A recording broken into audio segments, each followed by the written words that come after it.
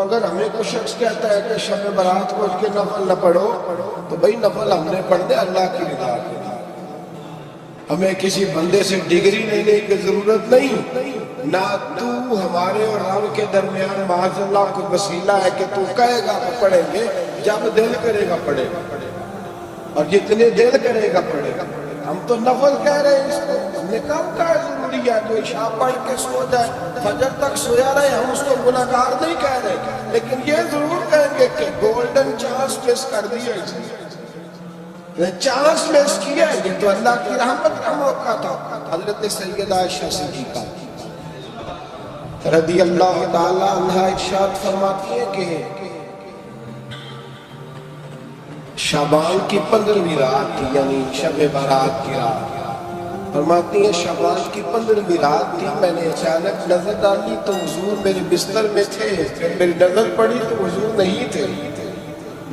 میرے دل میں گمان آیا، خیال آیا کہ شاید کسی اور زوجہ کی طرف حضور کا میلان طبع ہو گیا، وہاں تشریف لے گئے ہو. فرماتی میں اٹھی باہر گئی تو نبی کریم علیہ السلام جنت البقیع میں تھی، قریب ایک جگہ پہ حضور دعائیں مانگ رہے تھے. فرماتے میں گیا تو حضور فرمانے لگے ابو بکر کی بیٹی تو نے کیا گمان کیا کہ اللہ کا رسول تیری حق تلفی کرے گا؟ عرض کی حضور آپ مالک ہیں، کہیں اور جانا چاہیں تو میری طرف سے پابندی نہیں. کہتی ہے وہاں کھڑے کھڑے میرے رسول کریم نے بیان فرمایا. یہ ترمذی کے لفظ ہیں. حضور نے فرمایا عائشہ یہ شعبان کی 15ویں رات ہے، مدینے میں سب سے زیادہ بکریاں بنو کلب کا قبیلہ پالتا تھا. فرمایا آج کی رات بنو کلب کے قبیلے کی بکریوں کی تعداد کے مطابق اللہ میری امت کے لوگوں کی بخشی فرما دے. یہ وہ رات ہے. جناب عائشہ صدیقہ رضی اللہ تعالیٰ عنہ نے بات رات کو سنی تنہائی میں نبی پاک سے، رات کو تنہائی میں حضور سے سنی. سویرے جناب عائشہ نے کل امت کو بتایا. اگر یہ بات اہمیت والی نہ ہوتی تو بی بی صاحبہ آگے روایت کرتی، یہ کتابوں میں آتی، یہ لوگوں کو بتاتی. حضرت عائشہ نے روایت کیا اور مولا علی شیر خدا نے تو کھل کے کہا. ابن ماجہ میں حضرت علی سے پیار کرنے والوں کے لیے الگ عنوان. مولا علی نے کھل کے فرمایا شعبان کی 15ویں رات کو رات عبادت کرنا اور سویرے روزہ رکھنا. حضرت علی کے لفظ بائی نہیں سیاستہ میں، رات کو عبادت کرنا، دن کو روزہ رکھنا. ویسے تو رب کریم ہر روز تہجد کے وقت پہلے آسمان پر نزول جلال فرماتا ہے اور لوگوں کو فرماتا ہے کہ بخشش مانگنے والا. اور فرمایا ہر روز تہجد کے وقت یہ اعلان ہوتا ہے، پر شب برات کو نا شروع رات سے اعلان شروع ہو جاتا ہے. ادھر دیکھو میری طرف، مغرب سے اعلان شروع ہو جائے گا. اللہ کرے آپ کو سمجھ، اللہ کرے آپ کو. اور بھائی یہاں پر لوٹ سیل لگ جائے، یہاں ابھی سیل لگ جائے 5,000 والا جوڑا 1,500 میں تو رش ختم ہوگا. اور بھائی اگر یہ لگ گیا، چلو یہ تو دور کی بات ہے نا، ہم تو لنگر والے لوگ ہیں. اگر لنگر کا اعلان ہوتا ہے یہ بڑا تگڑا ہے، بڑا تگڑا. ہمارے یہاں تو شادی کی روٹی کھلتی ہے تو لوگ آخری روٹی سمجھ کے کھاتے ہیں. شاید اللہ ماشاءاللہ یہ آخری ہے، اس کے بعد نہ ملے گی.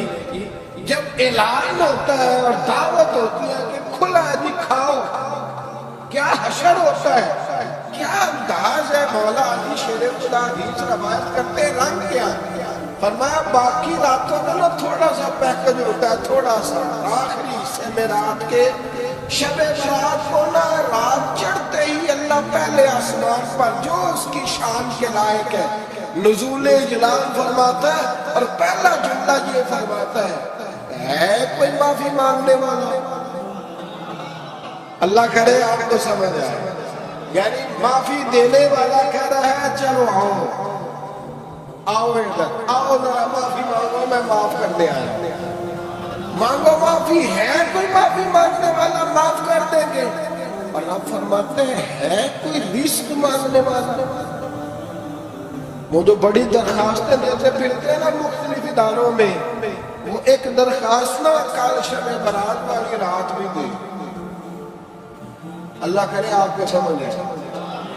وہ جو کہتے ہیں نا بڑی بڑی کمپنیوں میں نے اپلیکیشن جمع کرائی ہے تو کہیں کام نہیں بن رہا تو نسخہ دے رہا ہوں، ایک اپلیکیشن کل رات بھی جمع کراؤ انشاءاللہ کام بن جائے۔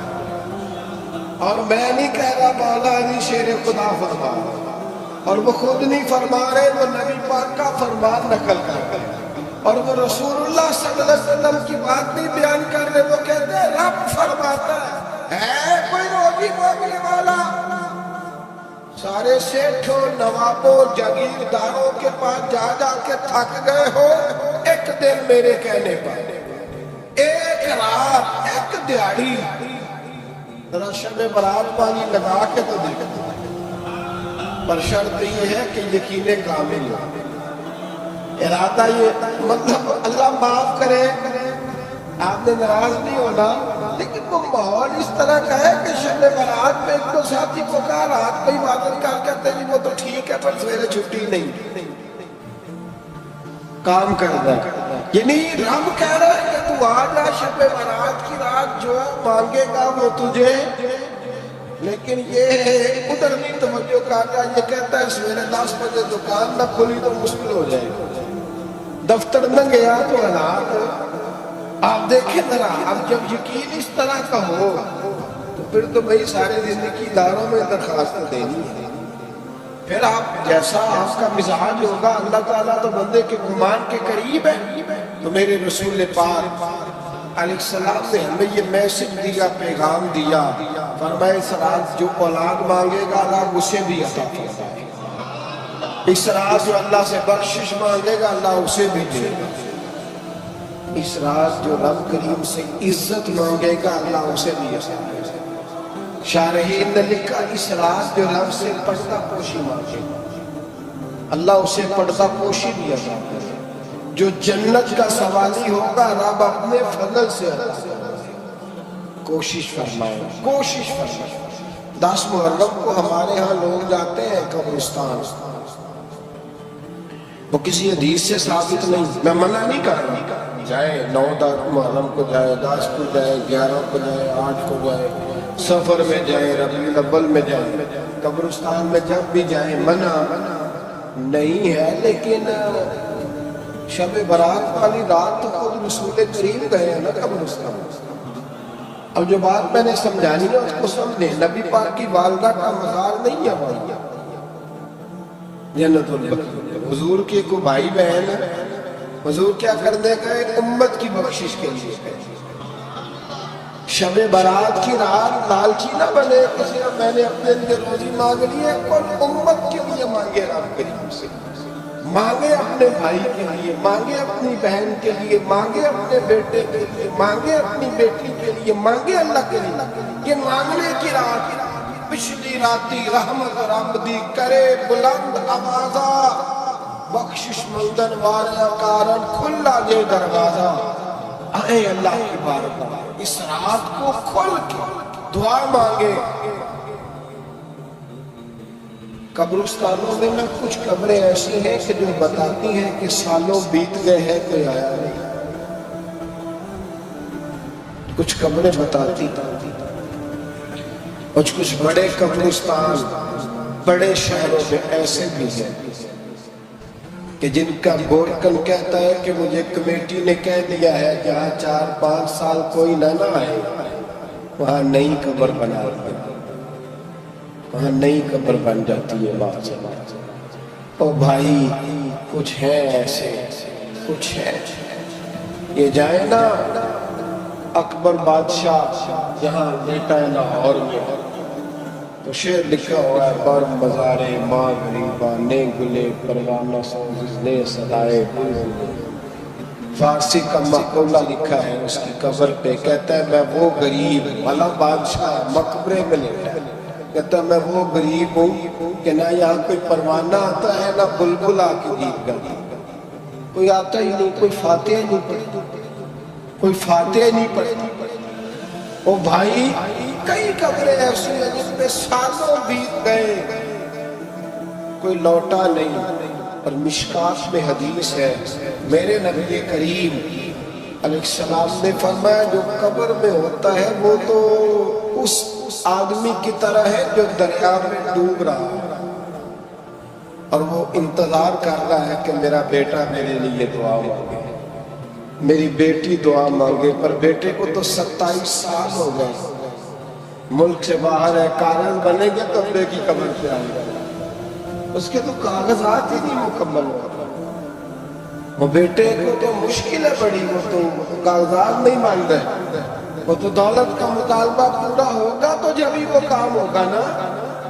انتظار ہو رہا ہے قبروں میں میرا بیٹا دعا کرے، میرا بھائی دعا کرے. اور اگر بچہ دفن ہے تو وہ کہتے ہیں میری ماں دعا کرے، میرا باپ دعا کرے. کوشش کریں شب برات بعد از مغرب یہ رواج پیدا کریں. یہ رسول اللہ کا طریقہ ہے صلی اللہ علیہ وسلم. قبرستان میں جائیں اور جا کر کے وہاں اللہ تبارک و تعالیٰ سے دعا مانگیں کہ یا اللہ جو اس قبرستان میں لیٹے ہیں وہ بھی، اور جو آج تک کلمہ پڑھنے والے دنیا سے گئے وہ بھی، اور جو قیامت تک جائیں گے وہ بھی. اے اللہ تو سب کی بخشش فرما. اللہ کی رحمت کو محدود نہ کرے کسی نے مجھے بخش دے، اسے کہے یا اللہ کل کی بخشش فرما. ساری امت کے لیے دعا کرے. شب برات کی رات نفل پڑھے. ہمارے یہاں محفل ہوتی ہے ہر سال الحمدللہ، بڑے شوق سے بڑا خوبصورت ہم اہتمام کرتے ہیں. لیکن میں اکثر دوستوں سے کہا کرتا ہوں کہ جن کو اکیلے میں نفل پڑھنے میں مزہ ہے وہ اکیلے میں پڑھے. کتنی کھلی بات کر رہا ہوں. میں پابند نہیں کر رہا کہ آپ یہاں آئیں گے محفل میں آئیں گے ضروری ہے. بھئی آپ کو اکیلے میں مزہ آتا ہے نا. کچھ لوگ تنہائی میں ہو تو دل زیادہ لگتا ہے، وہ تنہائی میں کریں اللہ اللہ کوئی عرض نہیں. لیکن کچھ ایسے ہیں کہ نعت سنتے ہیں تو دل نرم ہوتا ہے، تقریر سنتے ہیں تو دل نرم ہوتا ہے. تو جن کا اس طرح نرم ہوتا ہے وہ مسجد میں آئے بات سنے. کچھ کو سب کے بیچ بیٹھ کے رونا آتا ہے. حضرت سعدی شیرازی فرمایا کرتے تھے کچھ لوگوں کے آنسو مجھے رلا جاتے ہیں. فرماتے کچھ کی آنکھیں دیکھ کے رو پڑتا ہوں، لہذا میں جب بھی ذکر کرتا ہوں محفلوں میں بیٹھ کے کرتا ہوں. تنہائیوں میں مجھ سے نہیں ہوتا. تو جس سے نہیں ہوتا وہ آئے نا، مسجد میں آئے، رات عبادت کریں. کل مغرب سے پہلے کام سمیٹ لے سارے، اور مغرب کے بعد یہ رات شروع ہوگی. مغرب کے بعد ایک چھٹی کر لو اللہ رسول کے ساتھ، کر لیں گے انشاءاللہ تعالی ایک چھٹی. اور توبہ کی رات ہے، یہ توبہ کرنا. توبہ کس کو کیسے؟ توبہ کا معنی ہے پچھلے گناہ پر پچھتانا، شرمسار. کہتے نہیں اے کاش میں نہ کرنا. اور وہ لفظوں میں نہیں، جملوں میں نہیں، توبہ رٹی رٹائی نہیں، شرمسار ہونا اور آئندہ گناہ نہ کرنے کا پکا ارادہ کرنا، اس کا نام توبہ. دیکھیں اللہ تعالیٰ فضل کرے. میں نے پچھلے سال کہا تھا پھر کہتا ہوں، مسجدوں سے نا شب برات کی رات، شب قدر کی رات چیخوں کی آوازیں آتی ہیں. لوگ اتنا روتے ہیں نا. رونا چاہیے، کم روتے ہیں زیادہ رونا چاہیے. لیکن سوال یہ ہے کہ اتنا زیادہ لوگ شب برات کی رات روتے ہیں، کیا پھر سویرے بددیانتی ختم ہو جاتی ہے؟ جو رات مسجد میں کھل کے رو کے آیا ہے اس کا پروگرام ہے نا کہ اب ملاوٹ کبھی نہیں کرے گا، اب گاہکوں سے جھوٹ کبھی نہیں بولے، اب وہ بددیانتی کا معاملہ کبھی نہیں کرے گا. لیکن رات روتا بھی رہے اور سویرے پروگرام یہ ہو کہ میں نے پھر لوگوں کو فریب دینا ہے، دعویٰ لگانا ہے، تو اس نے توبہ کیا رات کے یہاں بس یہ ایکٹنگ کر کے لوٹ آیا. یعنی بڑی سجا بنا کر کے سوار کر کے رات توبہ کی. کیا مطلب ہے توبہ کہ توبہ آپ نے کی؟ حضرت حسن بصری سے کسی نے کہا توبہ کیا ہے؟ فرمانے لگے توبہ یہ ہے کہ جس گلی سے رب نے تجھے منع کیا ہے دوبارہ پھر تو اس گلی میں نظر نہ آئے، تو نظر ہی نہ آئے. اور جس جگہ جانے کا رب نے تجھے حکم دیا ہے پھر دوبارہ وہاں سے غیر حاضر نہ۔ اگر یہ پروگرام ہی نہیں، ارادہ ہی نہیں، بچے ایک تو مجھے کہنے لگے کل حضرت صاحب توبہ کے موضوع پر ہم نے گفتگو کرنی ہے تو کوئی باپ بتائے کہاں پہ ہے، بچے شاگرد ہیں کچھ مسجد و مجمع پڑھاتے ہیں، ایک نے مجھ سے کہا تو میں نے کہا بیٹے پہلے مسجد میں جاؤ 2 نفل پڑھو توبہ کرو، توبہ کا ارادہ بناؤ، یہ رسم نہیں ہے۔ وہ ناد کا بھی تو توبہ کر لینا جو شب برات کے دن لوگوں کو توبہ کرانے آیا ہے اور 25,000 کا سودا کر کے آیا ہے، تو آج اس کام سے تو توبہ کرنا، یہ نوٹ پھکوانے سے تو توبہ کرنا، یہ رسم ہے۔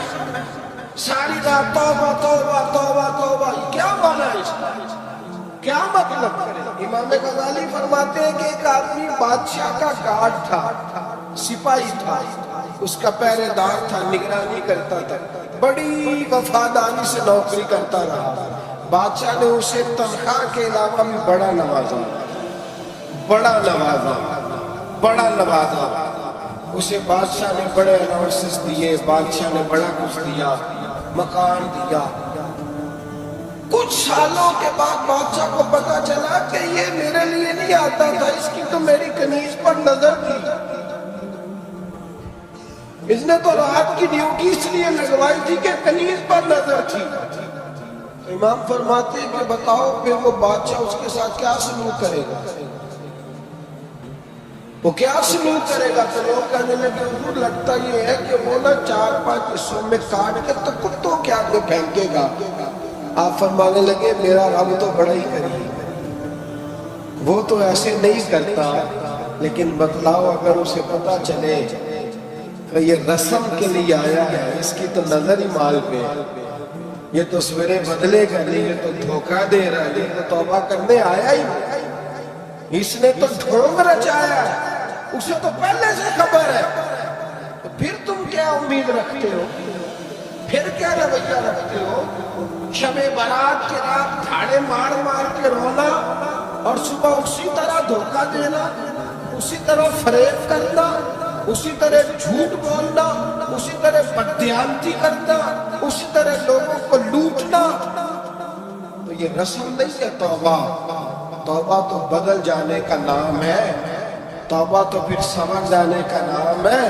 توبہ تو اس طرح ہے جس طرح حضرت ابراہیم ابن ادم نے کی تھی، وقت کے بادشاہ تھے، بادشاہ جب توبہ کی تو پھر ہر چیز چھوڑ دی، پھر مال لوگوں میں بانٹ دیا اور پھر ٹاٹ کا لباس پہن کر زندگی گزاری۔ لوگوں نے کہا حضور یہ تبدیلی ہے، فرمایا تبدیلی نہیں، یہ میری توبہ ہے، یہ میری توبہ ہے۔ جب توبہ کی تو پھر بدل کے، جب توبہ کی تو پھر تبدیل کیا، یہ کیا توبہ ہوئی؟ ساری رات روتے رہے، سویرے دکان پہ جا کے پھر قسم اٹھائی کہ مجھے تو پڑتا ہی 11,000 کا، یہ توبہ ہے؟ تو آپ نے اور میں نے توبہ کرنی ہے تو انشاءاللہ تعالیٰ اس طرح کرنی ہے کہ پھر 15ویں شعبان کو بدل دیں۔ یہ جو موقع آتے ہیں نا شب برات کے، شب قدر کے، یہ بنیادی طور پر اللہ تعالیٰ کی طرف سے دی ہوا موقع ہوتا ہے کہ چلو تمہیں چانس دیتے، تمہیں چانس دیتے، پابندی کوئی نہیں، لیکن رب کی طرف سے نا موقع ملتا ہے، چلو تمہیں ایک موقع دیتے ہیں، چلو اپنے آپ کو کلیئر کر لو، تمہیں موقع دیتے ہیں۔ یا اللہ کیا کرے، کچھ بھی نہیں، آکے نا سچے دل سے 2 رکعتیں پڑھ کے توبہ کرو، عرش کا مالک پچھلے سارے معاف کر دے گا، کچھ بھی نہیں، آؤ موقع ہے۔ ان لوگوں کی باتوں پہ نہ جائے جو بلا وجہ پریشان کرتے ہیں، ہمیں بھی روز ہی سوال آتے ہیں، دل نہیں کرتا، کچھ باتیں ایسی ہیں جو کرنے کو طبیعت نہیں چاہتی، میں کروں گا بھی نہیں۔ لوگوں کو شب برات کا حوالہ بھی نہیں مل رہا، حالانکہ ترمذی شریف میں حدیث موجود ہے، سیاہ ستہ کی روایت ہے، ترمذی میں موجود ہے۔ پہلے کہتے ہیں سیاہ ستہ سے دکھاؤ، جب سیاہ ستہ سے مل گئے تو آپ اور کدھر جانا؟ اور ابن ماجہ میں موجود ہے مولا علی کی روایت، اور ذرا ترتیب دیکھیے گا، یہ ترمذی کی حدیث ہے۔ امام ترمذی نے تو پورا باب باندھا ہے 15ویں شعبان کا، پورا باب۔ اب تمہاری مرضی ہے، اگر تم نئی بات کو سمجھنا چاہتے۔ اور مجھے پتا کیوں مجھے شب برات کیا لگتا ہے، مجھے کبھی کبھی یوں لگتا ہے کہ رب فرماتا ہے کہ رمضان سے 15 دن پہلے ہی پکی سچی توبہ کر لے، تیاری کر، پاک صاف ہو جا، تاکہ جب رمضان آئے نا تو پھر تجھے پاک ہونے کی ضرورت نہ پڑے، بس پھر تو آتا جائے اور میں تیرے اوپر رحمتیں نچھاور کرتا جاتا۔ بس تو پہلے ہی تیاری کر، 15 دن پہلے، 14 دن پہلے تیار ہو جا۔ کل رات اپنے آپ کو ذہنی طور پر تیار کر، بچوں کو تیار کر، گھروں کو تیار کر۔ اب جب مہمان آتے ہیں نا بڑا کچھ کرتے ہیں، شب برات آئے تو مصلی ایک دفعہ دھویا کرے، ایک دفعہ مصلی دھویا کرے، فرش دھوتے ہیں نا، مہمانوں نے آنا ہے تو ایک کمرے کا فرش دھو کے صاف کریں کہ خواتین نے یہاں ساری رات نماز پڑھا۔ یہ ارادے بنائے، جس طرح آپ کہتے ہیں رات کو سفر کرنا ہے تو دوپہر میں تھوڑا آرام نہ کر لو تو کل دوپہر میں آرام کر لو، تاکہ رات کو رب رب کرنا آسان ہو جائے، اللہ کی بارگاہ میں بیٹھنا آسان ہو جائے۔ مکمل طور پر ذہنی طور پر اپنے آپ کو تیار کریں۔ یہاں بھی محفل ہوگی انشاءاللہ، عشاء کے متصل باقی میں ہو جائے، 12 بجے تک محفل چلے، پھر 12 بجے کے بعد نماز تسبیح پڑھی جائے، پھر 1 بجے پھر دوبارہ آپ کو اجازت دی جائے گی کہ انفرادی طور پر گھنٹہ سوا اپنی الگ سے کوئی عبادت کرنا چاہے تو وہ تب بھی ممکن ہو، جیسے آپ کو موقع بنے۔ میں کہہ چکا ہوں، لیکن وقت ضائع نہ کرنا، گولڈن چانس ہے، اس کو مس نہ کرنا۔ یہ شب نجات ہے، اس کے ضرور قریب جانا۔ رب کریم سمجھنے کی توفیق عطا فرمائے۔ آخر دعوانا ان الحمدللہ رب العالمین۔